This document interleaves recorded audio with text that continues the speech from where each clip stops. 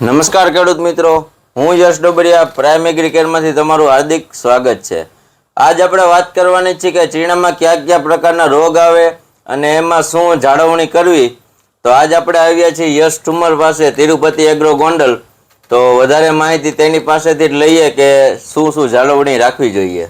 નમસ્કાર ખેડૂત મિત્રો, મારું નામ છે યશ ઠુમર, તિરુપતિ એગ્રો સેન્ટર ગોંડલ વતી આપ સર્વે ખેડૂત મિત્રોનું જે મારા અને આ યશભાઈના વિડીયોમાં હાર્દિક સ્વાગત કરીએ છીએ। તો આજે આપણે જે મુદ્દા ઉપર ચર્ચા કરવાના છે યશભાઈ, તે જે ચણાનો પાક જે ખેડૂત મિત્રોએ વાવ્યો છે અને જે હાલ 20 થી લઈ અને 25 દિવસની અવસ્થા સુધી ચણાનો પાક પહોંચ્યો છે, તો તેની અંદર એવી રીતે કેવી માવજત કરે ખેડૂત મિત્ર કે જેનાથી ઉત્પાદન જે છે એ 35 થી લઈ અને 40-45 મણ સુધીના ઉતારા આવે અને ખૂબ સારું વળતર જે છે એ ખેડૂત મિત્રો ચણાના પાકની અંદરથી મેળવે। તો તેના માટેથી આજે આપણે વિડીયો બનાવ્યો છે। ખેડૂત મિત્રો, તમે અમારા આ વિડીયો અથવા તો યુટ્યુબના ચેનલ ઉપર નવા હોય તો લાઈક આપો, સબસ્ક્રાઇબ આપો અમારી ચેનલને। તો ચણાના પાકની અંદર જે 20 થી 25 દિવસના ચણા થયા છે તેની અંદર ધ્યાનમાં રાખવા જેવી બાબતો એવી છે કે હાલ જે ચણાના પાકની અંદર સુકારો ચાલુ થયો છે યશભાઈ, તો સુકારાની અંદર જે પિયત આપવાનું હોય ખેડૂત મિત્રો, તો તેની સાથે જે છે એ બ્લુ કોપર અથવા તો જે કોન્ટેક્ટ ફૂગનાશક ગમે આવે છે, કોપર ઓક્ઝીક્લોરાઇડ છે, મેન્કોજેબ 75% આવે છે, મેટલ એક્ઝિલ પ્લસ મેન્કોજેબ આવે છે, તેને જે કંપનીની ભલામણ મુજબ વીઘે 200 થી 250 ગ્રામ લેખે જો પિયત સાથે આપવામાં આવે તો જે જમીનજન્ય જે ફૂગ હોય અને તેના હિસાબે જે ચણાના છોડવા સુકાતા હોય તો તે સુકાતા બંધ થશે। તેમજ જે ઉપરથી પાંદડા જે વધારે ઠંડીના હિસાબે જાંબુડિયા કલરના થાય છે અથવા તો પીળા કલરના થાય તો તેની અંદર જે છે એ આપણે ઉપરથી જ્યારે સ્પ્રે લેતા હોઈએ છીએ ત્યારે તેની અંદર જે છે એ કોઈ પણ સારી કંપનીનું ચિલિટેડ ઝીંક આવે તે પંપે 25 ગ્રામ અથવા તો જે ઝીંક જે છે એ 39.5% SC ફોર્મ્યુલેશનની અંદર આવે છે તેને પંપે 15 થી લઈ અને 20 ગ્રામ જો પોતાના પંપ જે છાંટતા હોય રેગ્યુલર દવા તેની અંદર જો નાખી અને છંટકાવ કરવામાં આવશે તો જાંબુડિયા કલરના જે પાંદડા થતા હશે તેની સામે 100% રાહત રહેશે।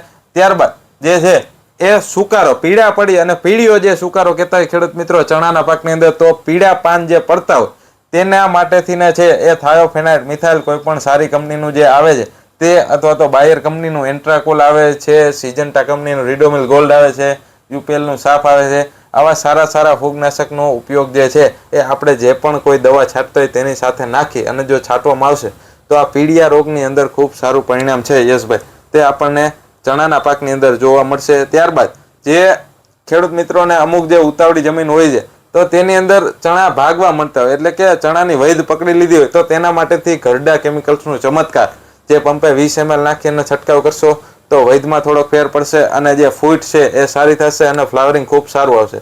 અથવા બાયર કંપનીનું જે પ્લાનોફિક્સ આવે છે તેનો પણ ઉપયોગ વૈધ અટકાવ માટેથીને કરી શકો છો। ત્યારબાદ ચણામાં જે છે એ 5 થી 10% ફૂલ ઉગડવા માંડે યશભાઈ, ત્યારે એક રાઉન્ડ અવશ્ય જે છે એ કોઈ પણ સારી કંપનીનું વિટામિન અને એમિનો આવતું હોય તેનો કરવો। તેમાં જે સહારા ઇન્ટરનેશનલ કેમિકલનું ફલમ ગ્રો કરીને એક પ્રોડક્ટ આવે છે તેનો પંપે 25 ml નાખી અને છંટકાવ કરવાથી ખૂબ જ એક્સિલન્ટ પરફોર્મન્સ જે એક્સિલન્ટ પરિણામો જે છે એ ચણાના પાકની અંદર ફ્લાવરિંગ સ્ટેજે જોવા મળતા હોય છે। તેમજ જે કોરોમંડલ કંપનીનું ફેન્ટેક પ્લસ આવે છે, ધર્મજનું રુજુત આવે છે, આ ટાઈપની કોઈ પણ વિટામિન અને એમિનો વાળી પ્રોડક્ટ છે તેને પંપે કંપનીની ભલામણ મુજબ 15 થી લઈ અને 25 ml સુધી રાખી છંટકાવ કરશો તો ખૂબ સારું પરિણામ મળશે। ત્યારબાદ પહેલા છંટકાવ પછી 15 દિવસે ફરજિયાત બીજો છંટકાવ કરવો હિતાવહ છે। જો 2 છંટકાવ ઉપર કરવામાં આવશે વિટામિન અને એમિનોના તો ખૂબ સારા પરિણામ જે છે એ પાકની અંદર જે ઉત્પાદનમાં એક ટાઈમે ફેર બતાવશે તમને, જેમાં માયરું છે એમાં અને નહીં માયરું એમાં 2 રાઉન્ડ કરશો તો ખૂબ જ સારા પરિણામ છે એ ચણાના ઉત્પાદનની અંદર તમને જોવા મળશે। યશભાઈ, બીજા આના તથા અન્ય સેવલ હોય તમારા તો કયો મને।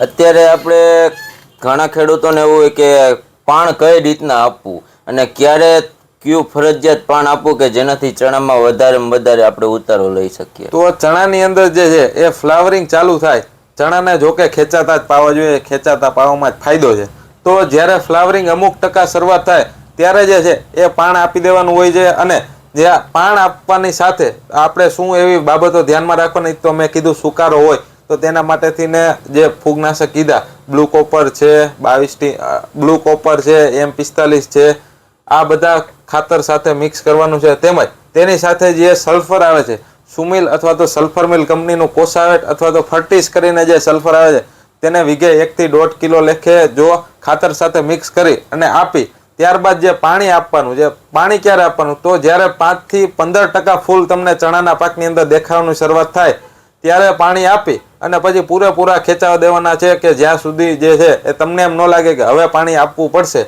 ત્યાં સુધી તેને પાણી આપવાનું નથી. યશભાઈ, બરોબર.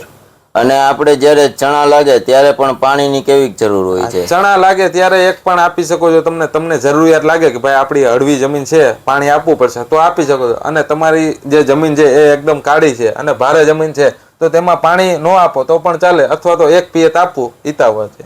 બરોબર, ધન્યવાદ. બીજું કાંઈ સલાહ તમે તમારા મત મુજબ હજી કાંઈ ચણા માટે સારું થઈ શકે? ચણામાં જે છે એ ખાસ કરી અને વિટામિન એમિનોના 2 રાઉન્ડ કરવા, તેમજ જે 05234 ખાતર આવે છે, 0050 ખાતર આવે છે, આવા ખાતરો જે છે એ આપણે ઉપરથી છંટકાવમાં આપીશું તો ખૂબ સારો પરિણામ જે છે એ આપણને જે ઉત્પાદન અને જે મહત્તમ ઉત્પાદન મેળવવામાં ચણાના પાકની અંદર ખૂબ અસરકારક રહેશે. તેમજ અન્ય કોઈ માહિતી જોઈતી હોય તો તે યશભાઈ અથવા તો મારો સંપર્ક કરી અને રૂબરૂ મેળવી શકે છે. અસ્તુ, જય હિન્દ, જય